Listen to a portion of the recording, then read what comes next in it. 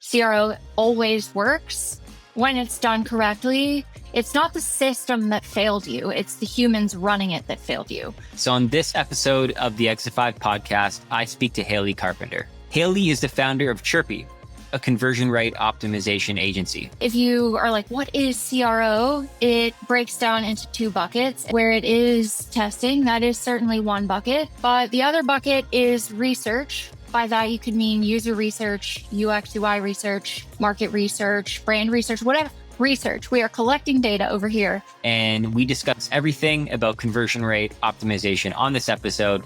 We talk about tools you can use, the way to think through it, how to pitch it internally, all that good stuff. Some data is better than no data. So it is still worth doing some form of user testing for those lower traffic clients with that road mapping type of decision-making mindset that you would have in controlled hypothesis testing. But everyone can do research. Everyone can do research in that bucket. And if you're an in-house B2B marketer, improving the amount of conversions you get from your site is always important. It's always something that's top of mind for the team. So this is an episode that you won't want to miss if you've been thinking. 1, 2, 3, 4. Exit 5.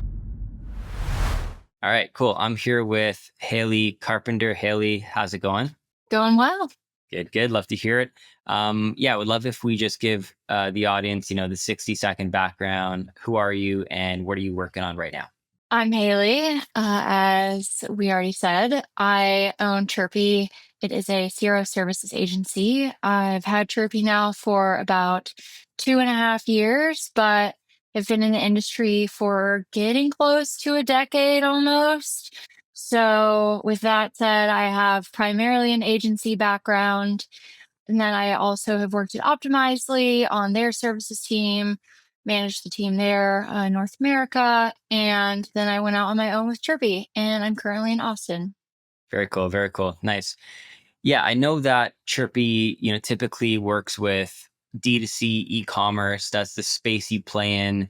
But we were talking about this earlier. I feel like D2C, there's a lot that B2B marketers can learn from the D2C and e-commerce space. So that's why I was excited to bring you on and talk about, some of the stuff you're working on and what you're seeing, because I think there's a lot that we can learn. So yeah, with that being said, I kind of like to just get right into the meat of it and not waste too much time. I've been a B2B marketer before and been responsible of the revamping of the website.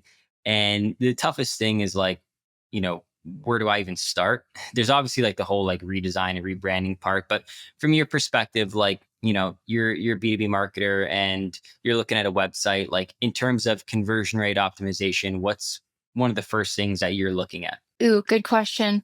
I want to take it back a couple of steps and then I'll answer that question. Because for anyone that's listening to this that hasn't heard of CRO, if I say that acronym, it's not Chief Revenue Officer. For clarification, if you think that, I'm not judging you, but I have met people out in the world who have said that. So CRO is conversion rate optimization. It is what it sounds like. You are optimizing conversion rates on a digital experience, whether that be transactions, forms, MQLs, whatever you have going on.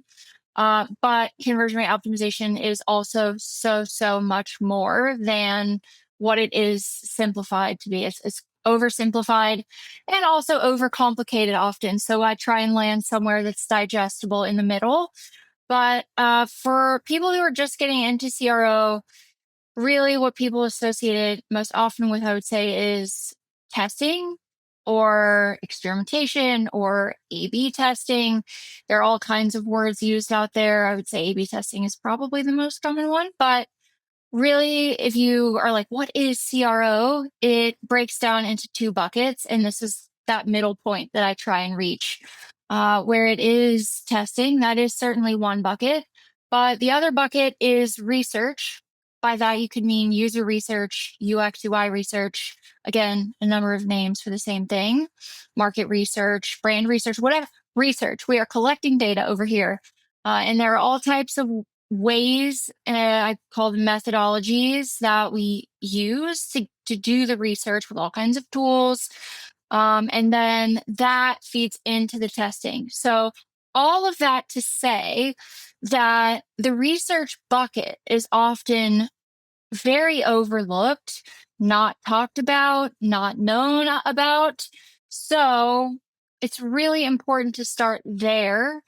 I would say, in my opinion, but I don't think that's just my opinion. I would say any good optimizer would agree that you really need to start with collecting data, getting insights, and then you use those insights to go over to the testing bucket. However, I will avoid trying to get too in the weeds here too quickly, because not everyone can test. That doesn't always make sense for every case, for everything that you're trying to solve.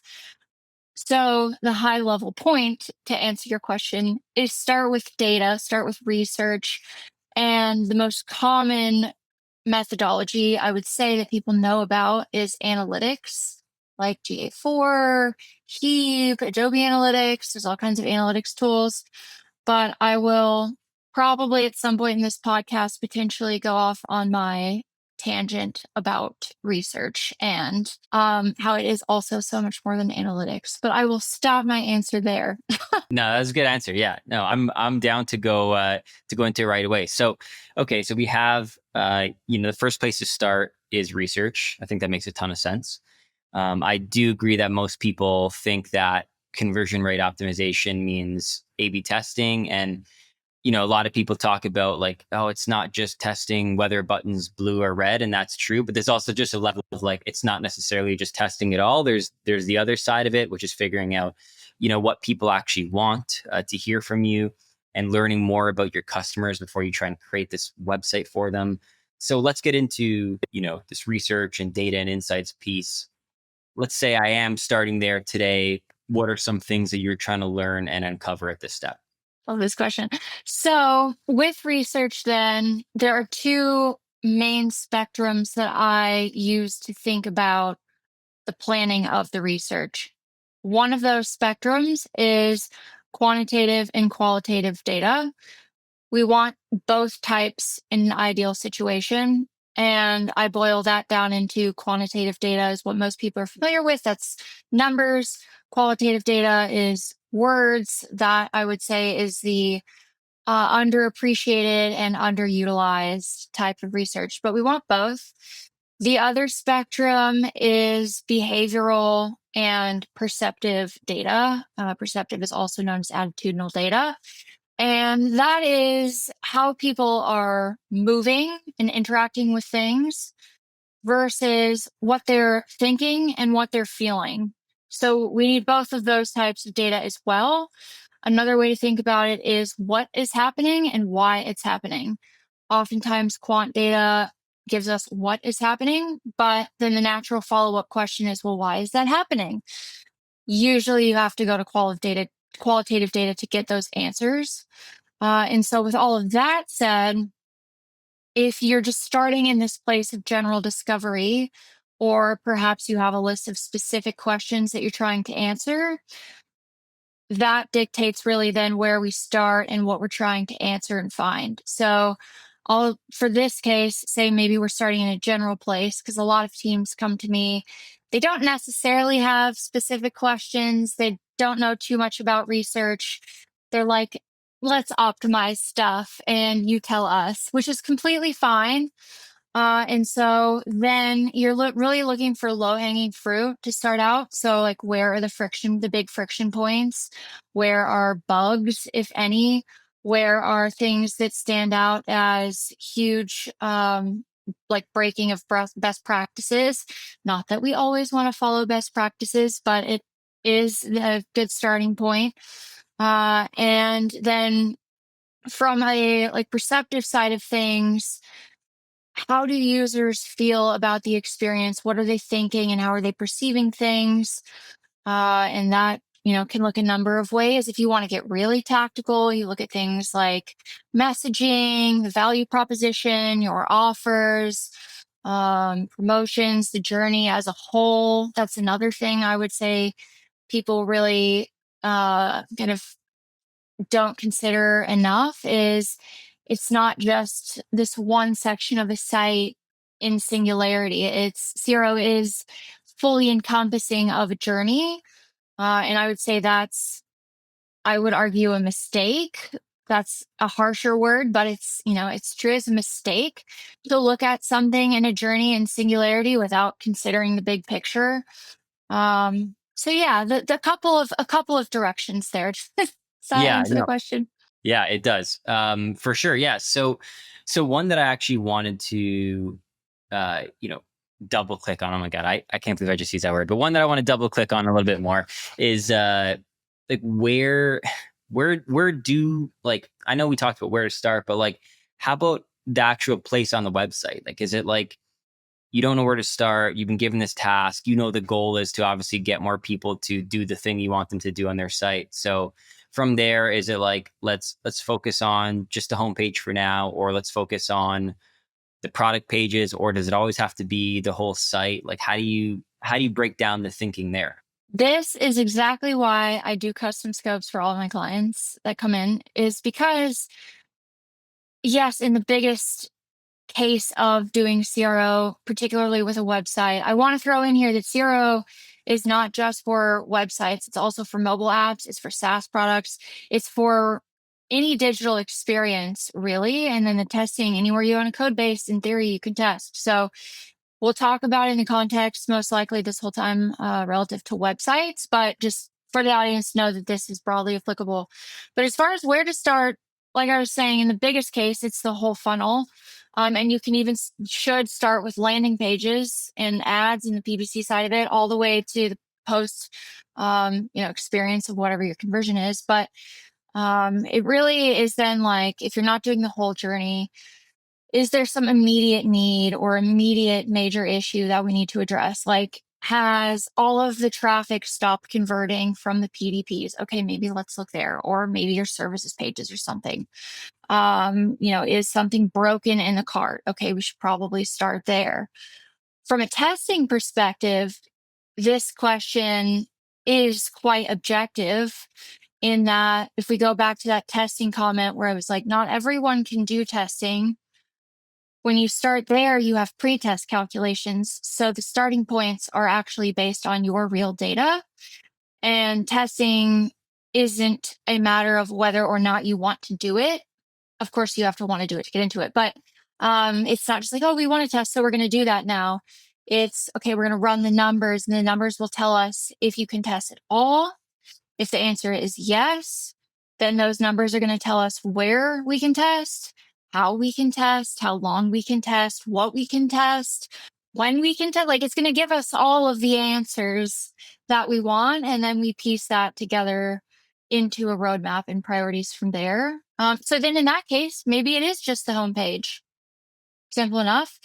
For companies that have more traffic, it's probably the entire funnel.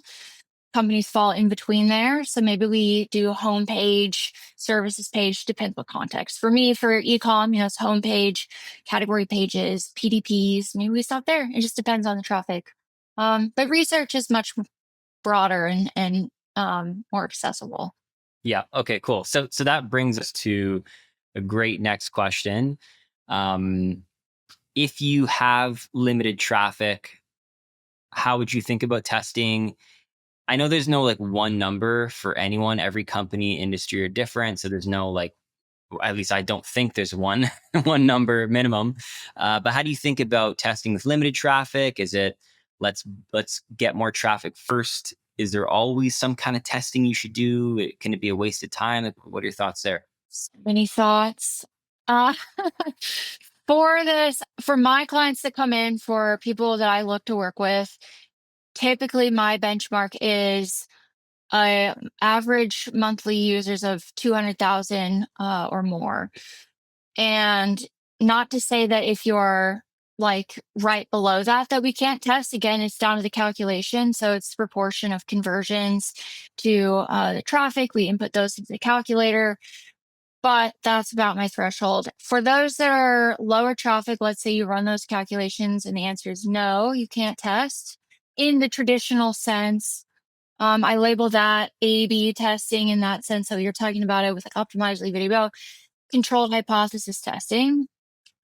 But you can still test if you're low traffic. It just looks different. And it's not going to, the data is not going to be used and analyzed the same. It's not going to be considered the same, but it is there. And it gives us data. I hate to frame it as a less than option and take away value from what it offers. But technically it is like a second choice to controlled hypothesis testing. But this other type of testing for low traffic clients, I would call user testing. So let's say we can't put an A and a B into a regular controlled hypothesis test. We can do something like a preference test and still technically get statistical significance with that. So we could put our A and B into a different platform under different circumstances, and we still have data then to guide us in a decision, which is better than the alternative of nothing. If you're not testing at all in user testing, then as that interim, or not interim, but like low traffic solution, then what do you have? Usually nothing. So then you're back to guessing and having no data to guide you. And so as long as the data is clean, it's accurate, you can trust it, some data is better than no data. So in my opinion, it is still worth doing some form of user testing for those lower traffic clients with that road mapping type of decision-making mindset that you would have in controlled hypothesis testing. But everyone can do research. Everyone can do research in that bucket. And then there are some tools out there that will say you can test with very, very low traffic. That is, I feel like this is so just like direct and harsh, but like that's a lie. Like you can't just test with whatever traffic you want. Like that's not how it works. And so watch out for that. Also, if people say like, oh, well, you can't do anything with low traffic from like a data gathering perspective and a decision-making perspective, that's also not true. Yeah, I feel like there was another key point. I forgot it, but that's most of my answer. Yeah, no, and I agree. I think, a lot of people, there's a spectrum of people that listen to our podcast. Some probably have traffic, at or even much north of 200,000 a month. And then some are significantly less, like even 5,000 a month. But maybe the 5,000 a month that come in are actually like, super high value enterprise B2B type. So even in that case, like, do you think like how should they be thinking about this? Again, is it just like you're too low, or even at that level, is there still something that you should and can be doing? And how would you think about it?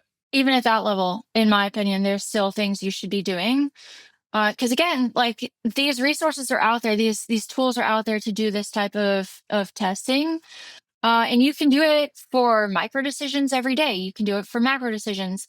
Even if you're not using a standard user testing platform where you're aiming for some number of responses and significance, you can still do other research to inform your choices, even if it's qualitative, even if you're just talking to a couple of people, if that's all you can do. Better than no data. Like I said, make sure it's accurate, reliable. Like if you're selling, something to a very specific ICP, try and find testers and users and people to talk to within that or real customers. I'm not saying, well, just go then ask Sam off the street what he thinks and Susie off the street and ask 200 people. Like, that's not what I'm saying. That's not the accurate, reliable data we're trying to use. But otherwise, yes, there are always absolutely still things that you can be doing with data to gather data, to use data to inform what you're doing. Is there a way that people talk about CRO that I love is that it's really like an operating philosophy or a decision-making philosophy, not just relative to a website or an app, but really as a business. It's like we're going to use data as an entire business entity to make our choices and work smarter. And there are so many companies out there that do not operate that way, even though I think sometimes people are under the assumption that every business does, given the state of what things are today, but that's not true. So we're very much, I still have this rant all the time. Yeah. Yeah, no, totally. Yeah. I think that's the toughest part with testing, right? It's like, how do you build the culture of it? It's very easy in the singularity of the website redesign to say that, oh, maybe we're going to run some tests here, or if we are changing our landing page or creating a landing page, it's very easy to say, oh, in this one project, we're going to test 2 variations of this thing. But it's like, how do you continually do it? And how do you do it? Like, how do you make it part of like the team operating process, or even the process of you reporting to your manager? Like, how do you show them that I'm constantly running tests, and through each test we're learning and iterating and getting better? So yeah, I guess I want to turn it back to you. Like, how do you see teams create this process or create this culture of constant testing and experimentation? Like, what does that actually look like on the inside, and what can marketers listening to this take away from that? Such a broad topic of conversation. I will give my succinct answer that's hopefully the most broadly applicable. But CRO is a system, so I'll start there. I have a diagram of that system, like it is visualized and it's tangible. You can see the pieces, you can know the pieces. And that system should be implemented for whatever team we're talking about. Granted, it's not always going to look the exact same, but foundationally, usually like the big pieces are the same. And so with that said, let's assume a company has no CRO going right now. No one's doing it. I or someone is bringing it into a company. Usually I would say it starts in one team. Usually, I would say that's marketing. And then once you get it rolling with marketing, then you evangelize your work. It's going to be successful because what I tell people is CRO always works when it's done correctly in some amount of time. If someone is out there listening to this and you're like, CRO is bullshit, or like, we've done it, it doesn't work, whatever. It's not the system that failed you. It's the humans running it that failed you. So, you implement that system, it's going to work. You evangelize those results. You get other people involved in a variety of ways. You share out your work in a variety of ways. And usually that captures some interest. You can get people's attention that way.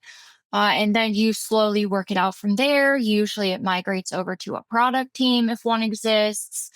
And going back to what I said about CRO is more than just conversion rate optimization. It's a business-wide effort, really, or should be. It's an operating principle. So with that and the research, oftentimes, it's starting in marketing, but you're finding insights that relate to sales, to customer service, to your actual products, whether you're e-com and that's a tangible product that we're having, that we're selling, or whether that's a SaaS product with a product team over here. You find things that go everywhere, that apply everywhere, which is further proof that CRO is really a business-wide thing. But you can certainly, I'm not going to lie, you can certainly have a situation where there's nothing you can do. Like, I can be the best consultant, the best CRO practitioner on the entire planet, and sometimes there's still nothing I can do to get a team to adopt CRO, or a broader company to adopt CRO, even if I have one team inside of it. But there's a whole spectrum there.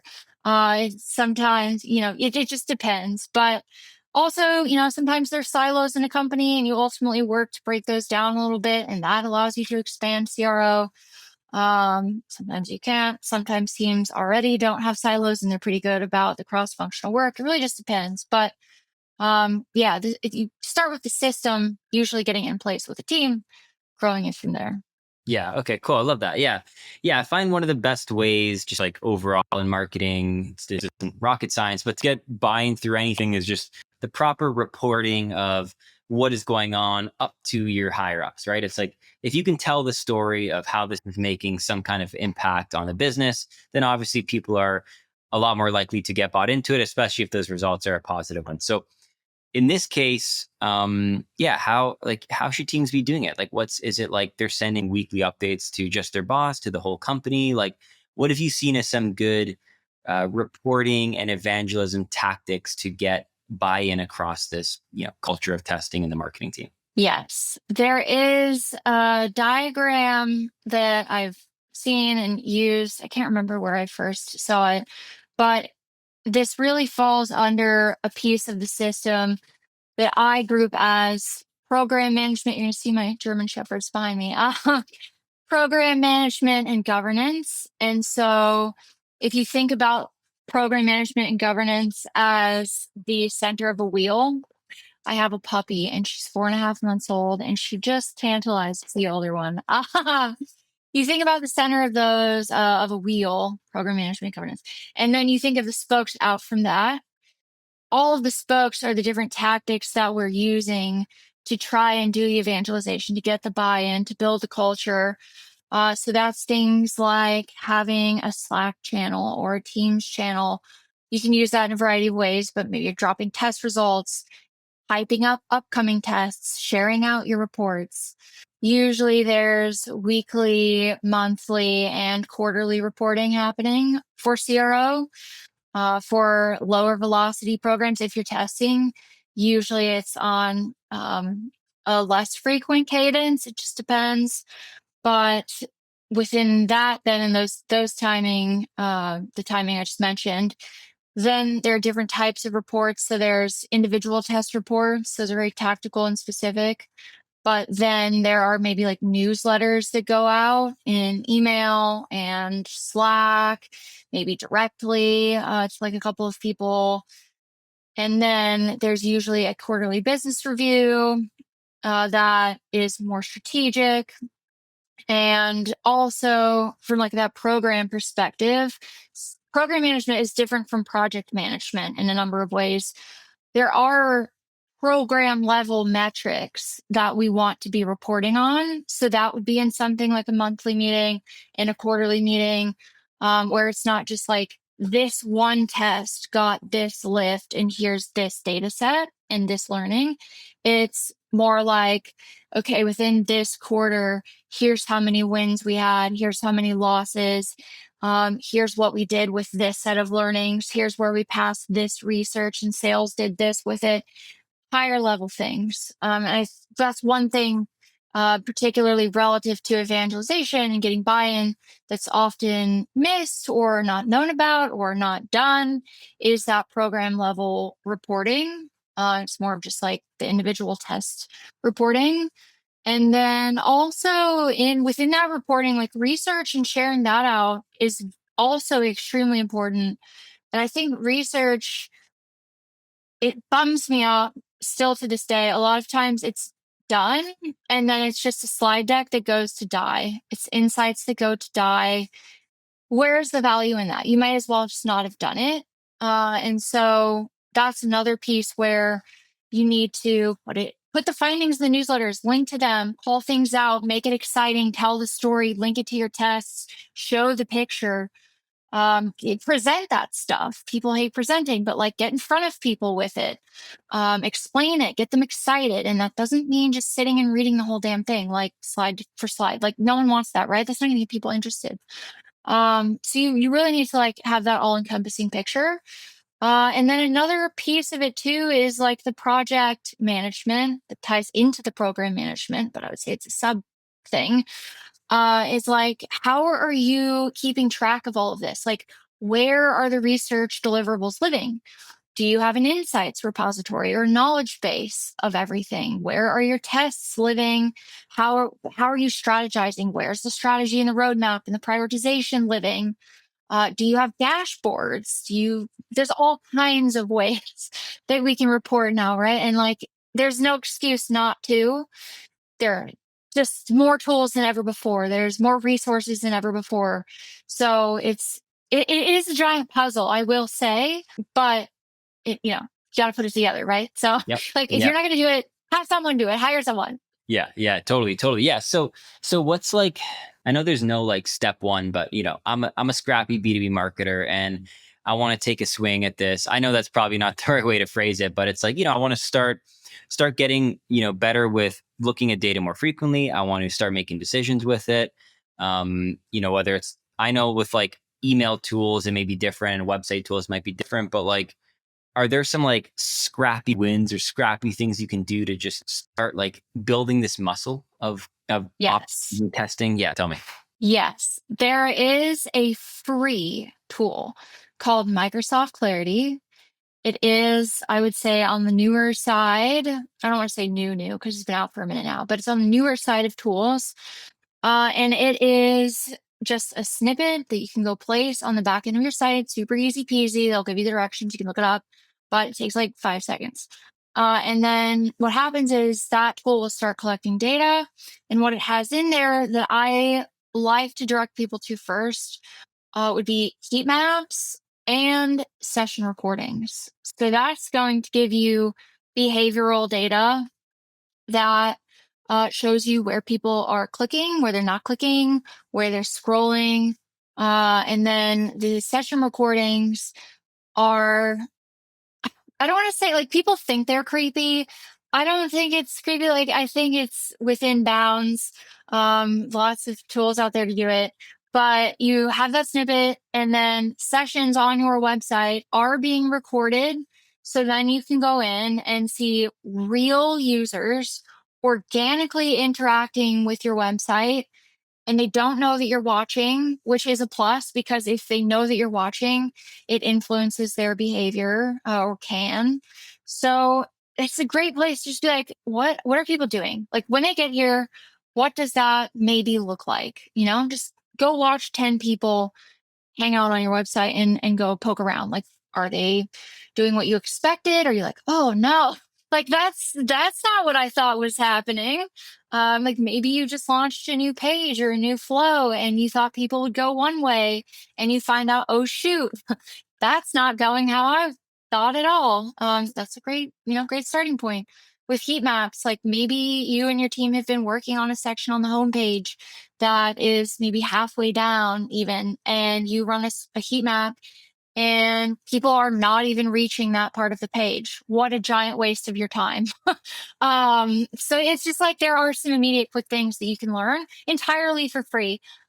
I will say Clarity is not my favorite tool. So if you're willing to put in a small amount of money for a small fee, I would start with Hotjar because they have a very nice like entry level plan, even a couple upgraded plans that are super reasonable, even for like a startup. And I would honestly just jump straight to Hotjar. Nice. Okay, cool. Yeah, I was gonna ask about Hotjar. Yeah, recently I used it on a page that I had just built, and yeah, I watched some recorded sessions and looked at the heat map, and yeah, it's exactly what you said. Like there were certain things that I had no clue would be confusing to people. There were some things that I was just like, I have no clue why anyone would ever click on that so many times, but it keeps happening over and over, and I need to do something about it. So I definitely agree that that's like a really quick and easy, scrappy thing. It's also just like satisfying. It's also just like the process kind of addicting because it's like you get to see colors and you get to actually see people in action. It's a really, really cool way to start it. No doubt about it. Yes, I like that you called that out because heat maps, for people that have never seen them before, they're very, very colorful and they're very visual, very tangible seeming. And so, as opposed to a table of numbers, which many people don't get excited about at first glance, heat maps are also a good starting point because they kind of draw people in. They're like, ooh, what's that? Ooh, that's interesting. That's kind of fun looking. And then you start to explain it and like, ooh, oh, that's cool. And so I do like that at that spot as a starting point for that reason as well. Yeah. Exactly. Okay, love it. All right. So I want to talk a bit about what you're seeing in direct to consumer brands that you work with, and maybe what you think is missing in B2B. So from a testing standpoint and how they're thinking about what to test in their marketing, what do you think B2B is missing? What do you think B2B can start doing that these brands are doing and you're seeing on your end? I think one of the biggest things is clarity and value proposition with messaging and information and flows in general. So on the e-com side, that's typically much more straightforward, or at least easier for brands to do, because if you're selling a product, like let's say I'm selling a shoe, the value proposition is usually pretty straightforward to come up with. It's, something about your shoes. You have shoes, everyone knows what shoes are. The funnel is, okay, I maybe go to the homepage, I go to the category page of women's shoes for me. I pick a shoe that I like. I go to the particular product page for that shoe. I add it to my cart. I go to the cart. I check out. Boom. And that's pretty consistent for ecom. And for like the B2B side, not saying that it's, the messaging and the clarity is difficult in every case, but usually companies struggle much more with that, especially if you're offering something complicated or something with a lot of jargony words, or, like if you have 30 services pages that are 5 layers deep somehow, and there's 4 calls to action, and you have a demo, and you have a contact us, and you have this, that, and the other, like it can get a little bit unruly. So piecing all of that together in a way that's extremely clear, effective, concise. There are times that we want to break best practices intentionally in B2B, I would say more often. And then the flows, like I was saying, and making that clear to users, that's a good starting place. And I feel that Pep, just because I've worked, at one of his companies before, he hammers on this a lot. I don't want to speak for him, but like with messaging and clarity and value propositions, and I'm not like biased or anything because I worked with him and think a lot of Pep, but like genuinely that is a really good place to start. And a lot of teams do struggle with it. And there's a tool like Winter, for example, Winter, that are specifically for B2B messaging. It is on the more expensive side. So there are other tools as well that are great for message testing or value prop testing or homepage testing or navigation testing, even like, card sorting, tree testing, things like that, that you can use and immediately get some things to probably change or test in a control hypothesis test if you're going to do that. Yeah. That's. I think you nailed it. Like I've been on B2B marketing teams before, and there's only so much testing you can do. But if your messaging sucks, if you're not well positioned against the competitors in the market, there's just nothing that's really going to fix that. Like the problem is way at the foundation, and that needs to get fixed first. So yeah, that stuff's way more important. And with that, I guess that goes back to like part of, you put conversion rate optimization into 2 buckets, which was the testing part and the research part. And this is where the research just really, is one of the most important components, because if you're not, doing some talking to customers or even doing some research internally, like even just talking to senior leadership and understanding, how they want to talk about what the company does and how they see the company being different now and in the future than the competitors, then there's really so much you could out test that, right? Yeah, and teams don't want to hear it, but usually they're not talking about products and things and services how their customers are talking about it, or the pain points that the team think exists, or really anything that the team is thinking. Like usually at some juncture at a number of points, like you're not going to be aligning with your actual customers, and you won't know that without the research. And like you were saying, these foundational things, like think of it as a pyramid. Measurement is one of them, and metrics and proper strategy around that is part of that foundation with messaging. But if the foundation, if that's cracked, and then you're trying to build on top of it 6 months, a year later, and that whole thing crumbles at the bottom, that's a bad day. Your whole pyramid is going to fall on top of you. It's not a good time, and I see it all the time. And shoot, there's one other thing. Oh, right. And something else that I'm gonna note that I also like that Pep talks about. I'm gonna say his name because he's the one um who I just see talk about it, I think the most. But like features, you can't really compete on features for very long, if at all. And if you don't have features, benefits, whatever, like usually they end up getting pretty similar across whoever your competitors are. So then it's like, well, then what do you have? Then what are you competing on? It's brand, story, value proposition, messaging, and all of that instead. So it's so important to focus on. Yeah. And the journey and just everything that we've been talking about. Yeah, totally. No, I know. Yeah, there's a lot to it and a lot to unpack and a lot of things to get right. And it's funny. We at Drive last year, we had a talk from Kyle Coleman, who at the time he was the CMO of Copy.ai. Now I think he's at ClickUp, and he talked about when he first joined Copy.ai, and in the process of starting the job, he had screenshotted his website messaging and all of his three biggest competitors or four biggest competitors, whatever it was, and they literally all sounded the exact same, and they all Yeah. about the same kind of feature set or the same thing that they help people do. So it's pretty crazy from that perspective. Like when you're talking about the way we think, people want to hear about how we talk about what we do versus what our customers think is typically totally different. And a lot of times marketers, I'm guilty of it too. Like I'm so wrapped up in the bubble of our company that I think that everybody sees it the same way or a similar way. And that just because I say it, that people are going to pick up on it. But it's really like putting yourself back in your customer's shoes is just so hard.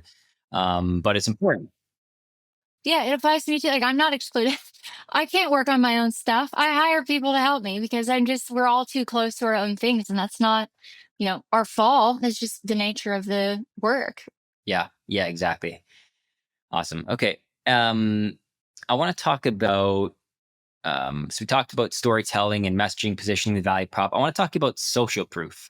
I'm not saying social proof is like the silver bullet of everything marketing related, but in my opinion, it's kind of close. Like I feel like if you have good social proof, and if you could wind that into the story properly, it's much harder to lose or to get bad results. So yeah, how do you see, let's say you're looking at ads, you're working on someone's ads and helping them with testing, or whether it's their website or emails or whatever you're working on, what role is social proof playing? Like if you don't see the proper social proof or don't see any at all, are you like yelling and shaking your client, go Yeah, get some social proof? immediately. Yeah. Yeah. Immediately. Yeah. And I mean, I don't say always often, but I might venture to say always here in that every time social proof doesn't exist somewhere or it's very minimal and we do some research, it's called out. People notice, it immediately dings your credibility and kind of the investment that people are willing to give you. And I feel like it's just so easy to have nowadays. There's no reason not to. There's all kinds of platforms. Like we've been saying, just go talk to customers, do a survey, offer an incentive. Like, hey, 10 minutes of your time, I'll give you a Starbucks gift card for a cup of coffee. Or, hey, if you give us 10 minutes of your time, we'll enter you into a, raffle or whatever for like $100 Amazon gift card or something like that. And then you can, get reviews that way, or like there's just so many ways. Like there's no reason not to have it. And I do want to say too, though, especially on the e-com side, which I know isn't like as much of a focus here, but I mean, it maybe applies for our B2B audience to some extent. Like also do be strategic about it though, because in like an e-com example, a common strategy or a tactic is to have like the star reviews for a product, right? Usually there's like the star visual at the top of the page. You're like, okay, we have 20 reviews, 5 stars, and then I somewhere put it down toward the bottom of the page. But if there are too few reviews and there's actually not enough social proof, people call that out every time as well. And that also dings your credibility. So there is like a balance of strategy here of like, okay, what do you have? How much of it do you have? How quickly are you able to get it? And are you getting it? And how are you continuing to do that? So it's not just always as simple as like, hey, go fling some stuff up there. But it is extremely important talking about that foundation and the messaging and everything. Social proof is with that. Oh, I remembered a point that I wanted to say earlier too, which is like usually brands, like especially B2B, are still at that foundation level. So everyone loves to jump to what are more advanced things like personalization, recommendations, things like that. If your messaging isn't clear, if your journey is not clear, if your value is not clear, if you don't have social proof and people don't trust you, don't worry about personalization quite yet. It's not the most important thing. Because, if you think about that pyramid, personalization is going to be up here. Your base is cracked. Doesn't matter. Like everything is crumbling beneath you. So that's another, I would say, again, big mistake that I see. And people really just like, let's do personalization. I keep saying that because that's like a really big one. They're like, people come to me all the time. And you're like, okay, well, let's look this, and this. Oh, foundation's cracked. And that's where we start. Yeah. I love that. Yeah. I think social proof, I'm not gonna say the bar has lowered. I just think you can be scrappier with it now. Like Yeah. you need to fly to your client's site across the country and videotape them for 2 hours with drones to get a good testimonial anymore. Like you could, and that stuff doesn't even work that well. Like if I went on a website and saw that, I would be like, oh wow, you got your happiest customer and the highest production possible thing. Like, and they're wearing like a suit and tie and are like 30 years senior to me. Like that doesn't speak to me at all. Like it's so much easier now. You can, even in an industry that is just like, more prim and proper, more white collar, I still think you can be scrappy with it. Something that we did recently with Exit 5 was we're using this tool called testimonial.to, which allows you to essentially send a link to somebody and says, hey, we'd love if you can leave us a review. It'll take you a couple minutes, click here, and then they could choose text or video. If they choose text, they can write it up. And we give the prompting questions. And if it's video, same thing. Like they can just record a video just off their laptop. And that's so much more powerful just to, for other people to see your customers just talking from a laptop out of their home or out of their office, just saying, yeah, Exit 5 is a great tool that's helped me do X, Y, and Z. Would highly recommend if you're in B2B marketing. Like that alone is just crazy valuable. It's so raw, the social proof, and it's really just undeniable. Like if somebody is willing to do that, you can almost guarantee it's going to build some trust in the audience because they're like, oh, like here's 20 people that went on video and talked about this product. Like it must be decent, right? 100%. People want the raw, they want the authentic, they want the genuine, they don't want the fabricated and the smoke and the mirrors and the crap that your marketing team created and like put a veil over. People these days are very attuned to that, maybe more than ever. I mean, that's maybe a big statement, but like, yeah, people have bullshit detectors and they're very good now, especially with AI, so you're right. You're right. Love it. Okay. I have a couple more questions here. One is, where do you see is usually, what gets in the way of building this system or, really properly experimenting and testing? Like, where do you see marketing teams getting blocked or stuck with this? One big one can be egos, and that can just be going back to like, I can be the best consultant in the world and there's nothing I can do. Usually, if ego is involved, that's more of those cases where people within the company, whether that be higher ups or any level really, has some level of decision making, is like, no, we know best, or we've been doing this way forever, and this is how we will continue doing it forever, and we are not open to changes, and this, that, and the other. Like, that is one of the biggest blockers for sure. Like, I can't do anything about that, right? Like, I can talk till I'm blue in the face usually, and it doesn't make a bit of difference. I'm going to try, but I don't always win. And then other blockers would be like a economist budget. especially for like the bigger programs. And if you're doing testing, if you're doing CRO well, usually it is somewhat expensive. Like there is a cost to it. That's just what it is. It requires a lot of resources. It's a very specialized skill. Don't even get me started on the tangent of AI replacing the CRO strategist or like the human component of this to a large extent. Like, no, that's not, that's, I'll just save it. And then, yeah, but I don't want to say that to like people listening who are like, oh, it's expensive. Great. Tune out, because there are things that you can do that are lower cost for sure. But budget on the big side is usually a blocker. And then, another one is like resources. So like if you hire someone like myself, my team from the outside to come in, there has to be at least some level of collaboration. Like there has to at least be one human on the team to manage the relationship, or at least keep an eye or like give approvals for things. So, if the team is really, really strapped, that's a blocker. I would say those are the big ones. Yeah, that's probably the end of my answer there. Okay, cool. Love it. All right. Another thing, have you done, in any of your work recently or anything that you can think of, is there a test result that has really shocked you? Like, something that you've done that was like, oh, I did not expect that. And maybe we can pull some learnings out of that. Yes. And this is the fun part about testing, is that people think they know what's best. They think they know the answers, especially if the C-suite's dictating like, hey, we're doing this.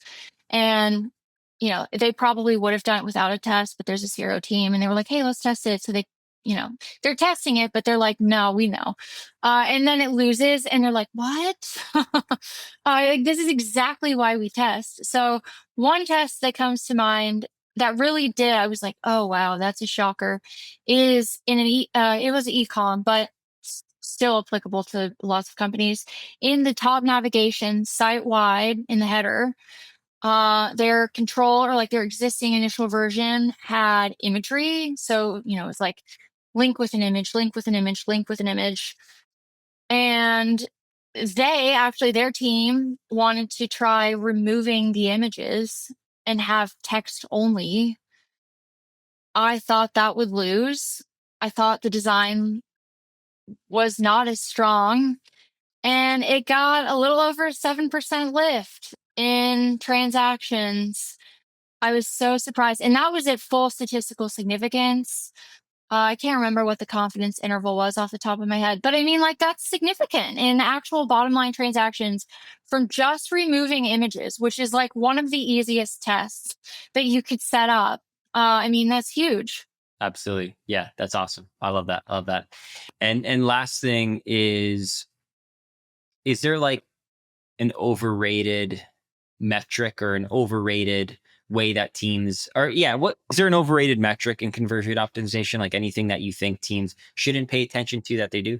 Not one in particular, but I have a very strong stance on this at a higher level, which I think better answers the question. If you've talked to me, people will know I have a very strong opinion on this if you've worked with me before. But when you run tests or you're doing work really of any kind, research, whatever, you're going to have a primary metric or maybe two that you're going after. So on the B2B side, let's just say it's form submissions and you're trying to get leads. That would be a primary metric to me. Then you have secondary metrics, maybe a tertiary distinction. I don't think that's like that necessary. I would just say primary, secondary. So then secondary for me would be things like bounce rate, exit rate, average session duration, scroll depth, clicks on something, things like that. Engagement type metrics are like very common. I'll use that as an example. So the opposite of that I would say is a big like mistake, or however you want to frame it, overhyped, whatever, would be the opposite of using the vanity metrics, the what I call secondary metrics, as primary metrics. And then thinking of the bottom line metrics is like, oh, those are nice to have. They're like, yeah, it'll trickle down. We'll see what happens. Or like, no, that's secondary because we don't have enough traffic and data volume or whatever. Like, there's all kinds of reasons people flip those. That's one of the biggest mistakes that you can make, in my opinion. And I'm hardcore, like, the bottom line metrics need to be primary. That's what we're going after. And the strategy revolves around that. Because if you're gonna go to your C-suite at the end of a quarter and you're like, yeah, we decreased bounce rate by 20% and we increased these clicks by 50%. Like, who gives a flying shit? Like, that's not gonna justify thousands of or hundreds of thousands of dollars in investment in this work or whatever you're doing, really. They're like, okay, well, how does that affect the bottom line? That's revenue. That's form submissions. That's MQLs. That's SQLs, SAOs. That's ARR. That's lifetime value. That's transaction. Like, that's all the money related metrics, right? So that's how I would answer that question. Okay, I love that. Yeah.